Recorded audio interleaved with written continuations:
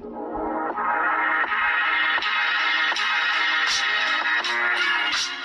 Students, आज हम exercise 11.4 के सॉल्यूशंस करेंगे। स्टूडेंट्स 11.4 में जो टॉपिक हमें पढ़ना है दैट इज इम्प्लिसिट डिफरेंशिएशन। तो ये इम्प्लिसिट डिफरेंशिएशन क्या होता है इसकी बात करते हैं। पहले स्टूडेंट्स हमारे पास कुछ इक्वेशंस होती हैं, जैसे सपोज कीजिए मैंने कोई इक्वेशन लिखा है y equal to 3x³ plus 4x² plus 3, ये एक y की टर्म्स में लिखा है। और एक इक्वेशन मैं लिख देता हूँ x plus y equal to 10, ठीक है ना। अब देखिए यहाँ पे ये जो इक्वेशन है y की जो वैल्यू है वो x की टर्म्स में सीधा सीधा दी हुई है। यहाँ से भी मैं इसको y equal to 10 minus x करके निकाल सकता हूँ, है ना। लेकिन अगर मैं कोई इक्वेशन इस तरीके से लिखूँ x² plus x³ plus xy² plus 10 equal to 3, तो आप समझिए कि यहाँ पे जो y की वैल्यू है वो x की टर्म्स में दे रखी है, यहाँ पे भी y की वैल्यू x की टर्म्स में दे रखी है, बट ये जो इक्वेशन है यहाँ पे x और y कनेक्टेड है, दोनों एक साथ ही दे रखे हैं। अब यहाँ से y की वैल्यू x की टर्म्स में निकालना थोड़ा सा डिफिकल्ट हो जाएगा, है ना, और क्या पता निकाल ही ना पाए। तो ऐसी जो कंडीशन होती है जहां पे x y दोनों इकट्ठे दे रखे होते हैं, जहां पे दोनों कनेक्टेड होते हैं, इसको हम बोलते हैं इम्प्लिसिट फंक्शन। क्या कहा जाता है? इम्प्लिसिट फंक्शन और simple implicit equation we can say. और ये जो हमारे पास इक्वेशन है इन दोनों को एक्सप्लिसिट इक्वेशन कहा जाता है, जिसमें कि y की वैल्यू x की टर्म्स में निकल सकती है या सीधा वो y की वैल्यू x की टर्म्स में दे ही रखा होता है। तो ये एक्सप्लिसिट फंक्शन होता है। स्टूडेंट्स जो अभी तक आप लोग करते आ रहे हैं वो हमारे इस टाइप की इक्वेशंस में थी। अभी तक आप लोगों ने देखा होगा कि हम y ले लेते थे क्वेश्चन में, अगर क्वेश्चन नहीं दिया हुआ, और x की टर्म्स में ही सारा क्वेश्चन होता था, ध्यान रखिए, है ना। तो वो एक्सप्लिसिट फंक्शन का हम डेरिवेटिव करते आ रहे थे। अब हमें इस एक्सरसाइज में इम्प्लिसिट फंक्शन का डेरिवेटिव करना है, मतलब एक ऐसी इक्वेशन जहां पे x और y दोनों साथ में चलेंगे, तो उसे हम बोलेंगे इम्प्लिसिट डिफरेंशिएशन। ठीक है, आई होप आपको मीनिंग क्लियर हो गया होगा। तो चलिए एक्सरसाइज स्टार्ट करते हैं। मैं क्वेश्चंस लिख लेता हूं इस एक्सरसाइज के, फिर हम एक्सरसाइज स्टार्ट करेंगे। तो चलिए स्टूडेंट्स एक्सरसाइज 11.4 के सॉल्यूशन स्टार्ट करेंगे। बट सॉल्यूशन स्टार्ट करने से पहले आपको जो दो तीन चीजें ध्यान में रखनी है वो ये है कि आप लोगों को पावर रूल तो पता ही है, D by D x of xn क्या होता है, सबको आता है भाई, ये बहुत बार आपने यूज किया है पिछले एक्सरसाइज में, ठीक है ना। तो अब यहाँ पे जो नई चीज आएगी वो ये कि d by D x of y अगर हमें करना है और ये शायद बहुत सारे बच्चों को पता भी होगा कि जब हम y का डेरिवेटिव निकालेंगे विद रिस्पेक्ट टू x, तो इसको हमें dy by dx ऐसे ही लिखना होता है, राइट। इसी तरीके से अगर हमें dy by dx of y square निकालना होगा तो ये क्या निकलेगा स्टूडेंट्स? 2y। बट अब ध्यान दीजिए कि y का साथ इसका चेन रूल के साथ डेरिवेटिव भी लगेगा, तो ये हम 2y dy by dx करेंगे। अब यहाँ बहुत बच्चों को कंफ्यूजन हो सकता है कि क्या हो रहा है। देखिए इसको क्लियर करता हूं मैं आप लोगों को। भाई D by D x of x square जब निकालते हैं तो आपको पता है 2x हो जाता है, राइट। लेकिन साथ ही साथ जो ये बेस x है इसका चेन रूल लगता है यहाँ पे, तो ये D by D x of x 1 होता है, हमें पता है ना सबको। तो ये चीज यहाँ से हट जाती है, मतलब 1 ही आएगा, तो इसको हम आगे शो नहीं करते। लेकिन क्या y स्क्वायर करने के बाद 2y करने के बाद y का डेरिवेटिव 1 तो नहीं होगा ना, तो इसलिए वो साथ में चेन रूल में ऐसे लग जाता है। ये चीज आपको क्लियर होनी चाहिए स्टूडेंट्स। कभी भी आप y का डेरिवेटिव कर रहे हैं, चाहे देखिए x ऑफ अगर y क्यूब होगा तो क्या होगा भाई 3y स्क्वायर और साथ में dy by dx लगा दीजिए बस, ठीक है। तो इस तरीके से आप इसको ध्यान रखिएगा, जहां पे y स्क्वायर y क्यूब होंगे तो ये डेरिवेटिव लगेगा, बहुत जगह यूज होगा ये, ठीक है। तो आप इसको नोट करिए, मैं इसको रब करके फिर एक्सरसाइज स्टार्ट करता हूं। चलिए स्टूडेंट्स एक्सरसाइज शुरू करते हैं। मैंने क्वेश्चंस लिख लिए हैं, तो देखिए find dy by dx in the following. तो देखिए ये इक्वेशन ऑलरेडी गिवन है, तो हमें कोई फंक्शन को y या fx लेने की जरूरत नहीं है। जो इक्वेशन गिवन है उसमें सीधा सीधा हम डेरिवेटिव लगाएंगे। तो देखिए कैसे करना है मैं स्टेप्स में आप लोगों को बताऊंगा। फर्स्ट क्वेश्चन का फर्स्ट पार्ट, जो पहले इक्वेशन गिवन है उसको नोट कर लेते हैं। देन यहाँ पे लिखेंगे taking d by D x both sides, इसका मतलब डेरिवेटिव हम दोनों तरफ लगा रहे हैं। तो क्या होगा students? D by D x of X minus Y is equal to D by D x of pi. दोनों का डेरिवेटिव कीजिए भाई। x का डेरिवेटिव सबको पता है 1, y का डेरिवेटिव करना है विद रिस्पेक्ट टू x, तो क्या आ जाएगा? dy by dx is equal to 0, because constant है। तो हमें dy by dx निकालना है, इसको उधर भेजेंगे तो हमारे पास dy by dx equal to 1। This is the solution for the first question. देखिए कितना इजी चीज है, समझ गए? dy by dx कैसे निकालना है कि dy by dx अपने आप ही क्वेश्चन में आ जाएगा जब हम y को डेरिवेट करेंगे, और फिर उस dy by dx की वैल्यू निकालनी होगी, ठीक है। तो देखिए सेकंड पार्ट की बात करते हैं। x square plus y square equal to 25, तो taking d by D x both sides, ठीक है स्टूडेंट्स। तो इसके बाद यहाँ पे डी बाई डी एक्स लगाएंगे, तो अब ये स्टेप लिख लीजिएगा, मैं डायरेक्टली डेरिवेटिव करके दिखा रहा हूँ आपको। x स्क्वायर का डेरिवेटिव 2x, y स्क्वायर का 2y dy by D x, देखिए इसका 0 हो जाएगा यहाँ पे। तो जो हमारे पास वैल्यू आएगा यहाँ से dy by D x is equal to -2x, ये वाला वैल्यू अपॉन में भेज दीजिए, 2 कैंसिल हो जाएगा, -x/y। This is the answer for the second part of the first question. ठीक है स्टूडेंट्स, नाउ सेकंड क्वेश्चन की बात करते हैं। हमें देखिए क्या दिया हुआ है, सेकंड का पार्ट यहाँ बताता हूँ मैं। First part xy is equal to c square. तो देखिए मैं d/dx लगाऊंगा दोनों तरफ, तो d/dx xy is equal to d/dx c square. तो बताइए स्टूडेंट यहाँ क्या होगा। जिनका डेरिवेटिव स्ट्रांग है तो वो बच्चे तो आराम से बता देंगे क्या होगा, और जिन बच्चों को नहीं पता लग रहा है कि भाई यहाँ पे हम डेरिवेटिव कैसे निकालेंगे, तो वो बच्चे डेरिवेटिव की प्रैक्टिस अच्छे से करिए, क्योंकि ये देखते ही हमें पता लगना चाहिए कि यहाँ पे दो फंक्शंस हैं, एक x है एक y है, तो यहाँ पे प्रोडक्ट टूल लगेगा बिकॉज दोनों मल्टीप्लाई में है। तो प्रोडक्ट टूल कैसे लगता है भाई, formula first function derivative of second function plus second function derivative of first function, और ये तो जीरो हो गया। आई होप क्लियर होगा सबको।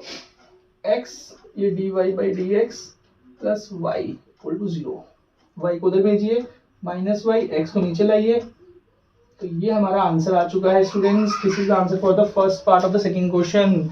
नोट कर लीजिए स्टूडेंट्स, इसको मैं रब करने वाला हूं, then we will do the next question. Second part की बात करते हैं स्टूडेंट्स।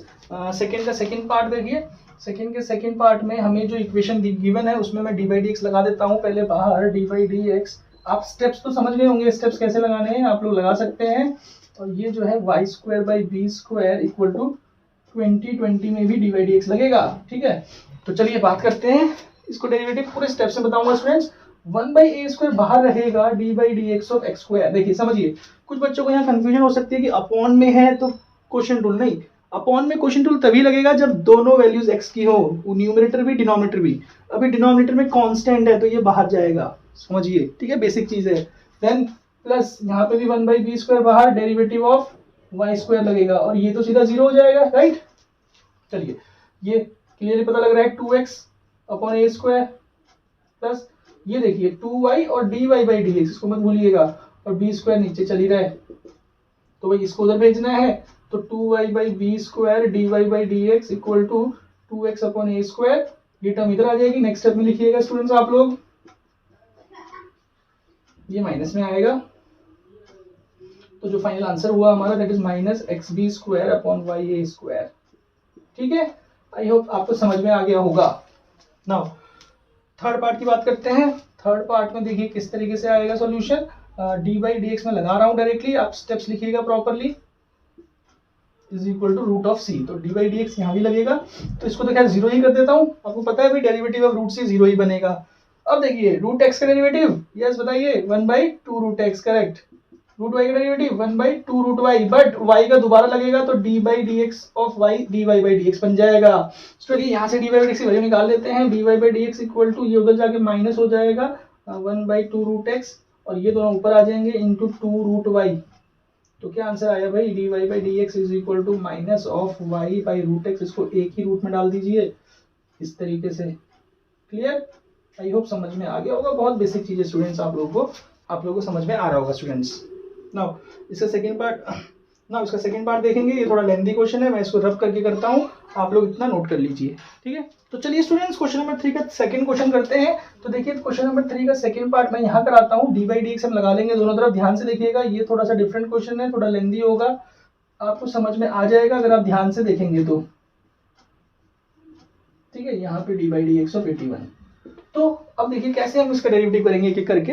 सबसे पहले x³ का डेरिवेटिव यहाँ पे पता लग रहा है 3x²।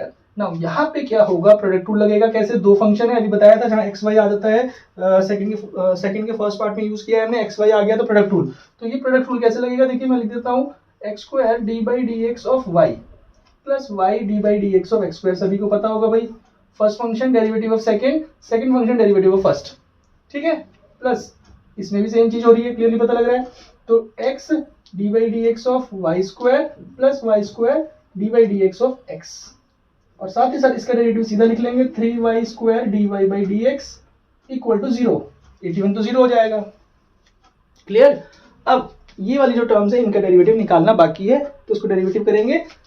देखिए x3x², यहाँ पे मैं चाहता तो इसका डेरिवेटिव डायरेक्टली लिख सकता था, तो आप कंफ्यूज हो जाते, इसलिए मैंने ये स्टेप दिखाया आपको करके, 2xy हो जाएगा। ठीक है ना, इसके बाद हम डायरेक्टली ये लिख सकते हैं, अगर जो बच्चों को आता है तो डायरेक्टली लिख सकते हैं, ये स्टेप शो किए बिना। ठीक, तो इसमें क्या होगा, 2xy dy/dx लगेगा, वही सबको समझ आ रहा होगा, ये Y square plus 3y² dy/dx।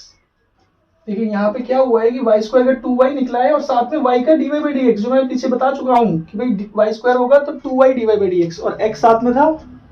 I hope clear होगा सभी को। अब यहाँ पे डेरिवेटिव हो चुका है ऑलरेडी। अब हमें क्या करना है कि जितनी dy/dx की टर्म्स हैं 1 2 3, इन dy/dx की टर्म को हमें RHS में LHS में रखना है और बाकी जो नॉन dy/dx है 1 2 3 इनको RHS में भेज देना है। तो देखिए कैसे कि भाई यहाँ पे dy/dx टर्म रहेगी तो मैं कॉमन ले लेता हूँ, तो ये x², यहाँ से 2xy, तो यहाँ से प्लस 3y² कॉमन आ गया, इक्वल टू जो नॉन dy/dx है उधर चले जाएंगे, माइनस हो जाएंगे, ये वाला ये वाला, ये वाली वैल्यू को उठा के यहाँ पटक दीजिए नीचे, तो हमारा dy/dx आ गया भाई। देखिए माइनस कॉमन लीजिए, 3x² plus 2xy plus y² upon में ये वाली वैल्यू आ गई, 2xy है, ये xy लिख लेते हैं और प्लस 3y²।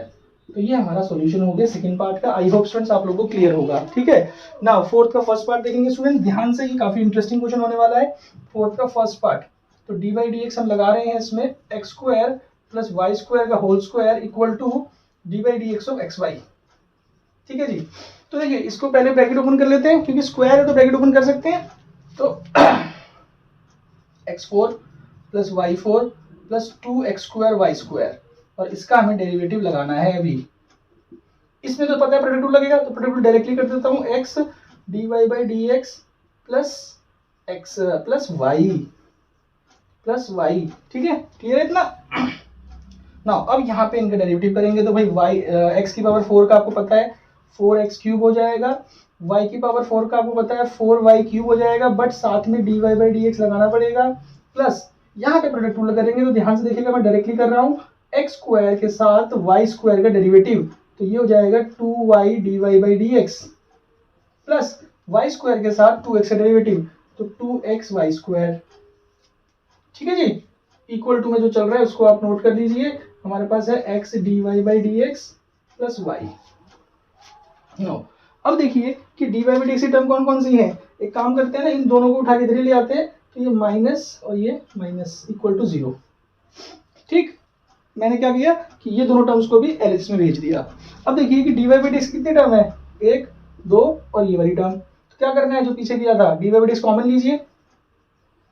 ध्यान से देखिएगा, मैंने ये ब्रैकेट खोला नहीं है अभी, तो बिना उसके भी हम ले सकते हैं। कैसे, 4y³ यहाँ से आ गया, यहाँ से क्या आएगा, ब्रैकेट खोल के अब लूंगा मैं 4, देखिए समझिए 4x² और ये वाला -x। ठीक है जी, इक्वल टू जो नॉन dy/dx से उधर भेजिए, जो ये है ये y उधर ही भेज देते हैं, पहले y आ जाएगा, फिर ये इधर आ जाएगा -4x³, ये वाली टर्म भी आ रही है 4xy², ये वाली टर्म को नीचे भेज दीजिए, तो dy/dx जो हमारा आंसर आ जाएगा y -4x³ -4xy² अपॉन, तो आंसर आप मिला लीजिएगा स्टूडेंट्स। अगर गलत हो तो आप इसको दोबारा अपने आप ट्राई कीजिएगा कि कहाँ पे मिस्टेक हो रही है, बताइएगा कमेंट्स में। ठीक है, चलिए आप लोगों को समझ में आ गया होगा, नोट डाउन कर लीजिए। देन रिमेनिंग दो पार्ट्स, फोर्थ का सेकंड और फिफ्थ क्वेश्चन भी सॉल्व कर लेते हैं। फोर्थ का सेकंड पार्ट देखते हैं। फोर्थ के सेकंड पार्ट में हमें dy/dx लगाना है, जो कि फ्रैक्शन गिवन है। तो आपको क्लियरली पता लग रहा होगा यहाँ पे डेरिवेटिव कैसे होगा कि भाई जब फ्रैक्शन में है और दोनों न्यूमरेटर डिनोमिनेटर में वेरिएबल्स हैं, तो हम क्या करेंगे भाई, सी है ओनली, हम क्या करेंगे, क्वेश्चन रूल लगेगा। ठीक है, तो ध्यान से देखिएगा, फर्स्ट फंक्शन मतलब डिनोमिनेटर जो है, सेकंड जो है वो ऊपर आ जाएगा, डेरिवेटिव ऑफ फर्स्ट ऊपर वाला न्यूमरेटर माइनस न्यूमरेटर बाहर रहेगा and derivative of denominator, clear, upon में डिनोमिनेटर का होल स्क्वायर इक्वल टू, तो इधर 0 है तो ये तो खत्म हो गया, 0 उधर जाके क्रॉस मल्टीप्लाई करेंगे तो ये तो 0 ही हो जाएगा ना। इसका निकालिए डेरिवेटिव, देखिए x² प्लस y², यहाँ पे क्या आ रहा है, इसको ब्रैकेट में लिख लेंगे 2x minus 2y dy/dx।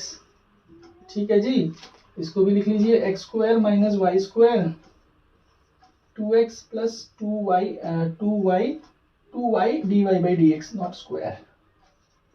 Clear है, कहीं गलती हो रही हो तो भाई कमेंट्स में बता दीजिएगा कहाँ मिस्टेक हो रही है। आप सुनाओ। अब देखिए इसके ब्रैकेट खोल लेते हैं पहले, तो ब्रैकेट खोलेंगे तो ये क्या बन रहा है, ध्यान से देखिएगा, 2x³ माइनस 2x² dy/dx, ये वाला टर्म के साथ आएगा तो 2xy² माइनस 2y³ dy/dx ठीक है जी, माइनस, बाहर माइनस है, अंदर ब्रैकेट खोलेंगे, 2x³ प्लस 2x² dy/dx और minus 2xy² minus 2y³ dy/dx equal to 0। ठीक है जी, अब मैं ये ब्रैकेट हटा देता हूं तो आगे के साइन चेंज हो जाएंगे, ये हो गया माइनस, ये हो गया प्लस, ये हो गया प्लस, हो गया सी सॉल्व। अब नेक्स्ट स्टेप में करिएगा इसको। नाउ अब देखिए dy/dx की कौन कौन सी टर्म है, 1 2 3 4, तो वही लिख लूंगा मैं, dy/dx कॉमन, क्या बचा, minus 2x² minus 2y³ minus 2x² plus 2y³। ठीक है जी, इक्वल टू, ये वाली टर्म्स उधर भेजनी है, तो यहां से शुरू करता हूं, जो नेगेटिव टर्म है ये हो जाएगा 2x³ पॉजिटिव।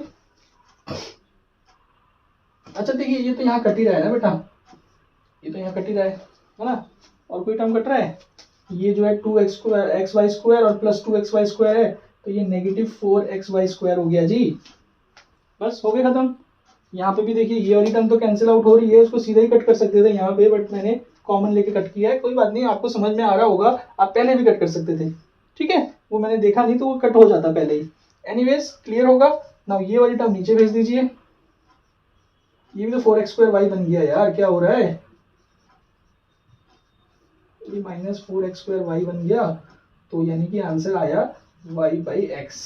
चलिए ठीक है, समझ में आ गई होगी बात, क्लियर। चलिए स्टूडेंट्स, लास्ट क्वेश्चन पे पहुंच गए हम लोग। फिफ्थ क्वेश्चन कह रहा है कि x 2/3, तो इसको सॉल्व कर लेते हैं, और लास्ट में इसमें 1 दिया है तो x और y की वैल्यू पुट करनी पड़ेगी।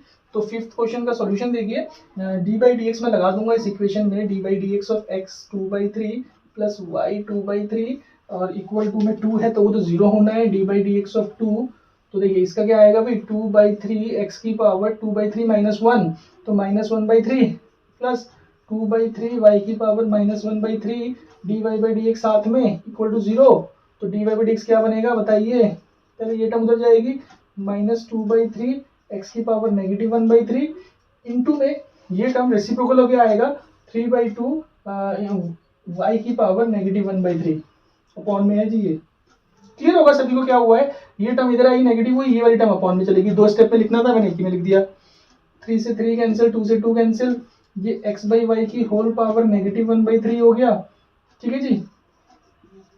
और ये स्टूडेंट माइनस साथ में लगा दीजिए, क्योंकि माइनस तो चल ही रहा है, इसको अरेंज कर लिया। अब आपने देखिए क्या करना है, नेगेटिव पावर को पॉजिटिव कैसे बनाएंगे, कि भाई इसको हम y/x कर देंगे तो ये पॉजिटिव हो जाएगी पावर, ये हमारा फाइनल आंसर है। बट आगे हमें बोला है कि dy/dx एट 1 निकालना है, तो एट 1 का मतलब आप समझ रहे होंगे कि x की वैल्यू 1, y की वैल्यू 1 पुट कर दीजिए, dy/dx is equal to, minus बाहर है, 1/1 की पावर 1/3, तो इसकी पावर 1/3 तो 1 ही होगा, तो -1, तो ये हमारा सॉल्यूशन आ गया स्टूडेंट्स, -1 आंसर है इसका। आई होप आपको क्लियर होगा कि किस तरीके से इम्प्लिसिट डिफरेंशिएशन किया जाता है।